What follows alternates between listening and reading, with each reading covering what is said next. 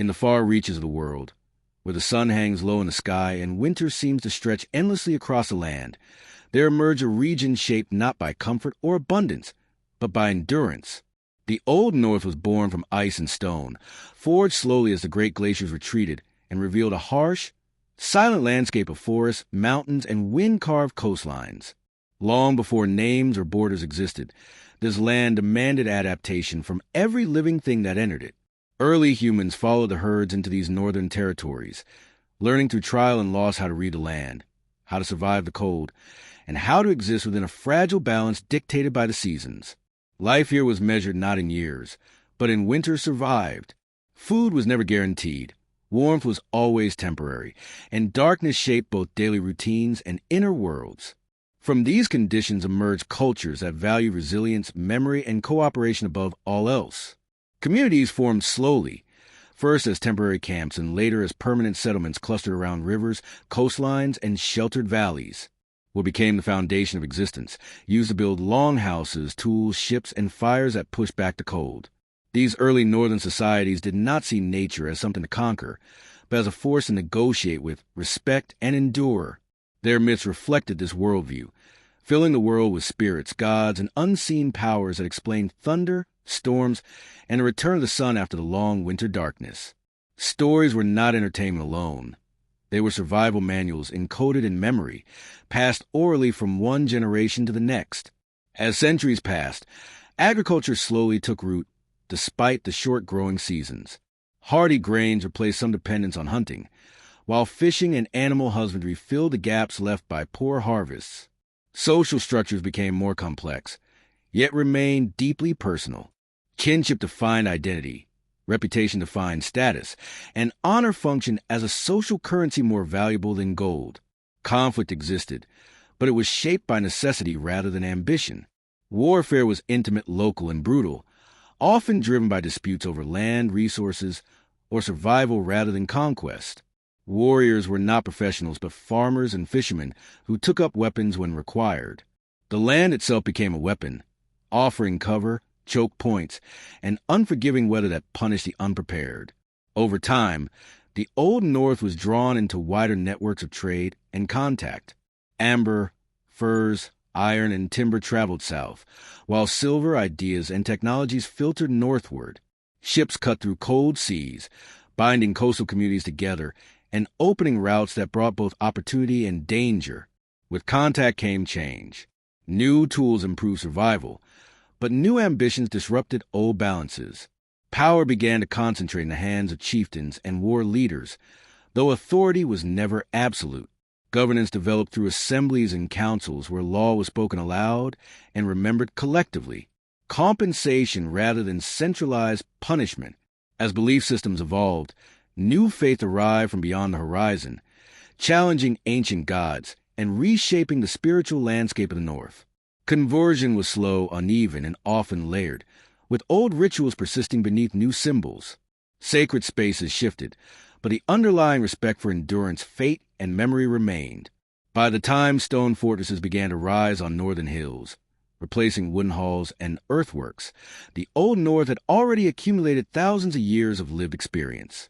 Castles and towns marked a new era of consolidation and hierarchy, yet daily life remained bound to the same elemental struggles.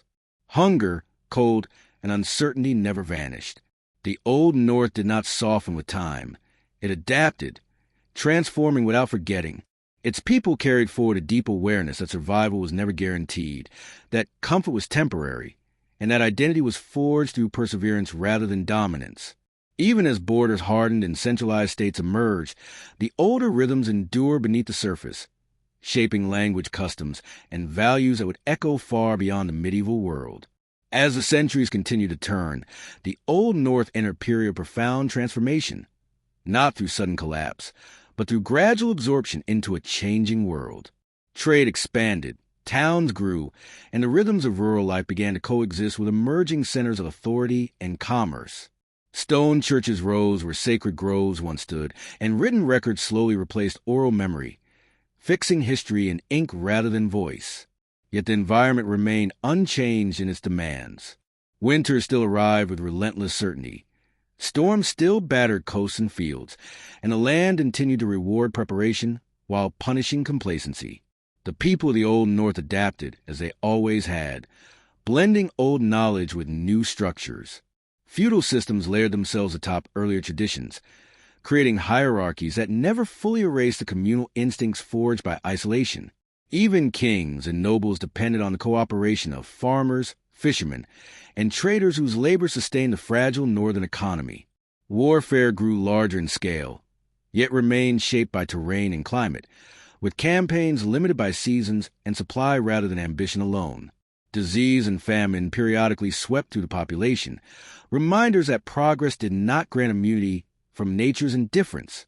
Through these hardships, storytelling persisted as a means of continuity. Sagas, chronicles, and folklore preserved memory, transforming real struggles into narratives that explain identity and belonging. These stories carried lessons about pride, restraint, loyalty, and the cost of arrogance, reinforcing cultural values that had been shaped long before written law.